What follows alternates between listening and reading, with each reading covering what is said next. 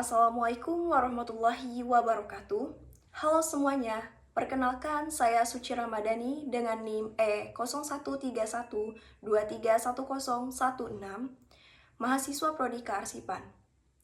Di sini saya akan sharing mengenai ujian tengah semester mata kuliah Tata Naskah Dinas dengan dosen pengampu Bapak Silverius T. Seran S. STP MAP.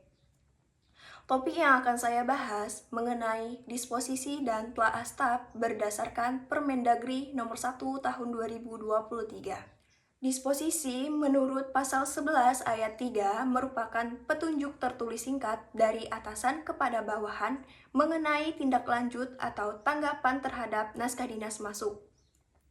Sederhananya, surat yang masuk tidak hanya sampai kepada pimpinan, tetapi perlu adanya tindak lanjut kepada siapa dan bagaimana prosesnya.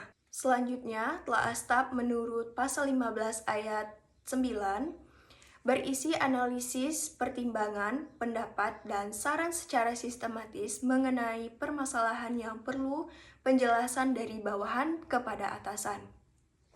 Intinya, telaah staf ini sebagai bahan pertimbangan pimpinan dalam mengambil sebuah keputusan.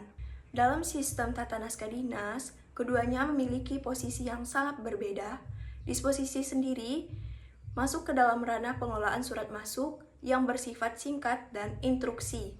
Sedangkan telaah staf sendiri adalah dokumen internal dari atasan kepada bawahan bersifat argumentatif dan analitis. Oke, selanjutnya kita masuk ke dalam proses pembuatan disposisi. Di sini saya gunakan surat dari Dinas Pendidikan Purwakarta tentang pelaksanaan sistem kerja dan perpanjangan masa belajar di rumah saat pandemi.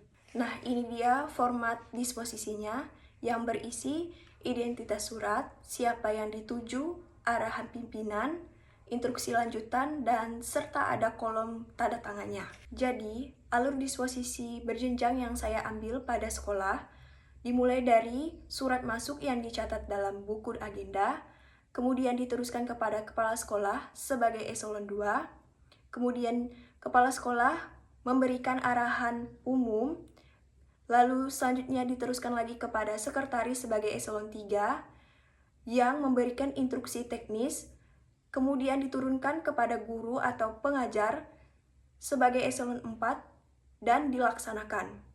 Alur yang saya jelaskan tadi bisa kita ringkas menjadi surat masuk dari Dinas Pendidikan, diteruskan kepada kepala sekolah, kemudian diteruskan lagi kepada sekretaris, dan dilaksanakan oleh guru atau pengajar. Dari contoh disposisi tadi, kita bisa mengetahui bagaimana surat masuk ditindaklanjuti secara berjenjang sampai dengan pelaksanaannya.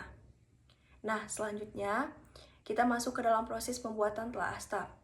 Di sini saya gunakan tema administrasi desa. Format telaah stafnya yang berisi persoalan, peranggapan, fakta, analisis, kesimpulan, dan saran atau rekomendasi.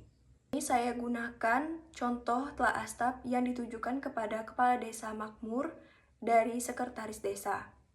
Pada bagian persoalan, warga mengeluh keterlambatan penerbitan surat keterangan sehingga terjadinya ketidakpuasan. Selanjutnya, peranggapan, jika administrasi rapi dan cepat, maka pelayanannya akan lebih baik. Kemudian, fakta. Fakta yang mempengaruhinya yaitu masih menggunakan pencatatan manual, SDM terbatas, belum adanya sistem digitalisasi, dan meningkatnya permintaan surat.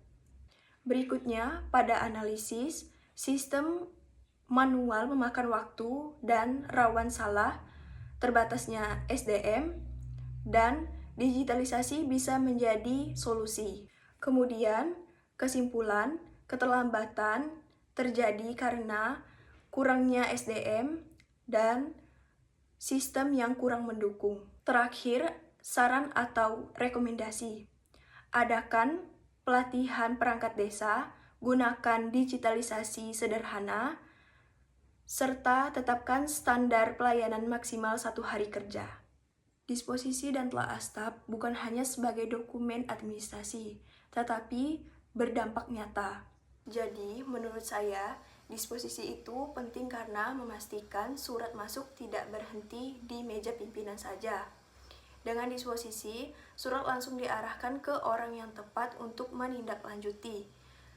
Kalau tidak ada disposisi, surat bisa menumpuk, kerja jadi lambat, bahkan pelayanan publik pun bisa terganggu. Sedangkan untuk telaah staf juga sangat penting.